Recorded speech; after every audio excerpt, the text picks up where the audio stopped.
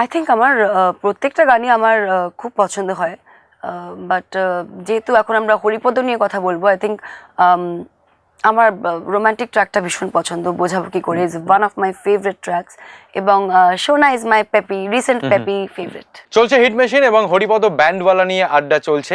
Haripada ব্যান্ডওয়ালা পথিকৃতের first ছবি, তাই তোমাকে জিজ্ঞেস করবো যে পথিকৃতের সঙ্গে একদম নতুন ডিরেক্টরের সঙ্গে কাজ করার অভিজ্ঞতা কেমন? পথিকৃত বরাবরই is a very enterprising mind, খুব ইন্টেলিজেন্ট একটা ছেলে, এবং জামাই 420-এ তার সঙ্গে কাজ হয়েছিল। ও রবিজির, মানে আমাদের পরিচালক রবি কিনাগির চিফ এডি ছিল, সো সমস্ত কিছু একা ম্যানেজ করতো। মানে প্রচুর আর্টিস্টের ডেটস নিয়ে টানাটানি হতো, তো রবিজি তাকে দায়িত্ব দিয়ে রাখতো যে তুমি সমস্তটা দেখো, এবং যদি আমাদের কোনো লিভ চাই বা ছুটি আমাদের দরকার, তো আমরা পথিকৃতকে গিয়ে একটু বলতাম যে একটু ম্যানেজ করে দে স্যারকে বলে, ও নিজেই সমস্তটা ডেটস এবং short division. So I think আমরা প্রথম থেকে জানতাম যে ওর মধ্যে ওই ক্যালিবারটা আছে যে ও ছবি ডিরেক্ট করবে একদিন।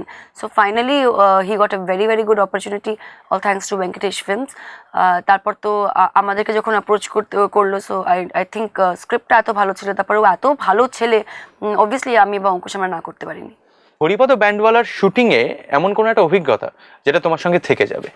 আমার মনে হয় পুরো যখনই আমরা যে কোনো ছবি করি, the entire journey is an experience all together. কিন্তু যদি তুমি পার্টিকুলার কোনো একটা জিজ্ঞেস করো, আমি রিসেন্ট আমার মনে হচ্ছে ইটলি ট্রিপটা, কারণ জাস্ট আমরা সদ্য গানটা করে ফিরে এসেছি, এবং এখনও আমার শরীরটা খারাপ। আই জাস্ট নো যে শর্ট দেওয়ার পর, যখন আমি শর্ট দিতাম 10 minute without any blanket or jacket, তারপরে যখন আমাকে ওই কম্বল দিয়ে একটু কম্বলে মুড়িয়ে নেওয়া হতো, 15 থেকে 20 মিনিট অব্দি আমি বসে কাঁপতাম। হ্যাঁ, and I used to just pray to God, it'll be over soon, it's okay, and you have to perform and you have to do this. আর অঙ্কুশকে দেখতাম, অঙ্কুশ জ্যাকেট পরে কাঁপছে, বিকজ হ্যাঁ ওই জ্যাকেটটা কোনো কাজের নয়, ওটা কোনো কাজে দেবে না, ইটস নট ভেরি, মানে ওইখানকার ওয়েদারের জন্য equipped নয়। তার উপরে তো আমার chiffon sari and backless blouses ছিল।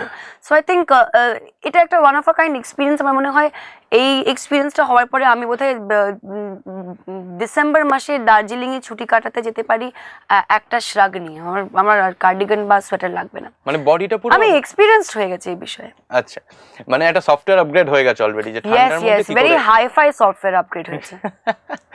দেখো, এরকম একটা ছবি যেটা যাকে বলছে আউট এন্ড আউট এন্টারটেইনিং, একদম তাই।